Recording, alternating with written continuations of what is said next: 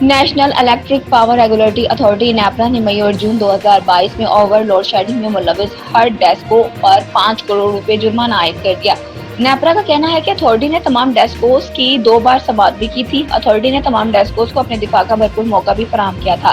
تمام ڈیسکوز کو ہدایت کی تھی پورا فیڈر بند کرنے کے بجائے جو بل ادا نہیں کرتے صرف ان کی بجلی بند کریں۔ اتھارٹی کا کہنا تھا کہ گزشتہ سال کی گرمیوں میں ڈیسکوز کمرشل بنیادوں پر لوڈ شیڈنگ میں ملوث پائی گئی۔ ڈیسکوز اپنے لائن لائز کم دکھانے کے لیے کمرشل لوڈ شیڈنگ کا سہارا لیتی ہیں۔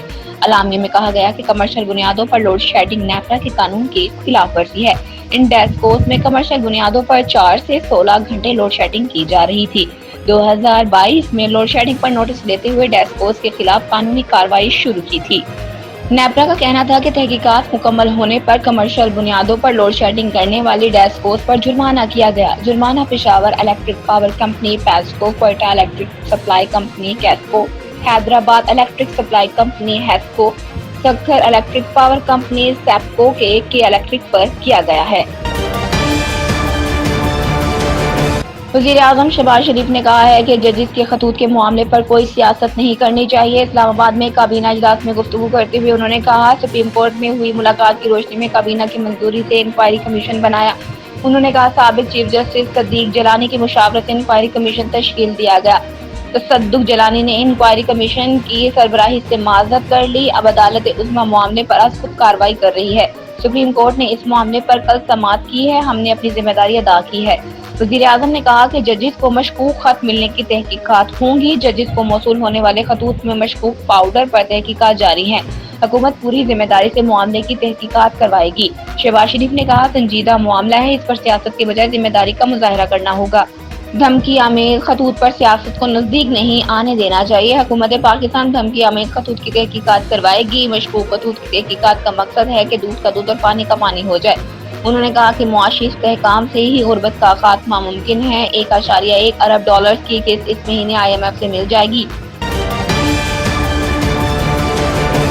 اسلام آباد ہائی کورٹ نے سابق وفاقی وزیر فواد چودھری کی 22 مقدمات میں 3 ہفتے کی حفاظتی ضمانت منظور کر لی۔ اسلام آباد ہائی کورٹ کے چیف جسٹس عامر فاروق نے فواد چودھری کی حفاظتی ضمانت منظور کی۔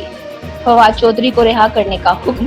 عدالت نے فواد چودھری کو 3 ہفتے میں متعلقہ عدالتوں سے رجوع کرنے کا حکم دے دیا۔ وفاقی وزیر اطلاعات عطا اللہ تارڑ کا کہنا ہے کہ معیشت پر سیاست نہیں ہونی چاہیے۔ معاشی استحکام کے لیے سب کو کردار ادا کرنا چاہیے۔ معاشی اشاریہ بہتری کی طرف گامزن ہے۔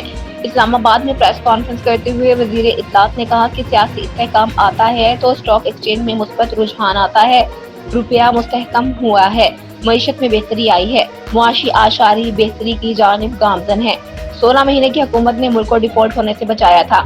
عطا اللہ تارڑ نے کہا کہ معیشت کو سیاست کی نظر نہیں کرنا، معیشت بہتر اور مہنگائی کم ہو رہی ہے، اسٹاک ایکسچینج میں مثبت رجحان ہے، معیشت کی بہتری اور قومی مفاد پر پوری قوم اکٹھی ہے۔ بلوم برگ نے بھی معیشت کی بہتری کا اعتراف کیا۔ IMF معاہدے کے بعد اسٹاک مارکیٹ میں استحکام آیا ہے، مہنگائی اگلے سال 15% تک آ جائے گی۔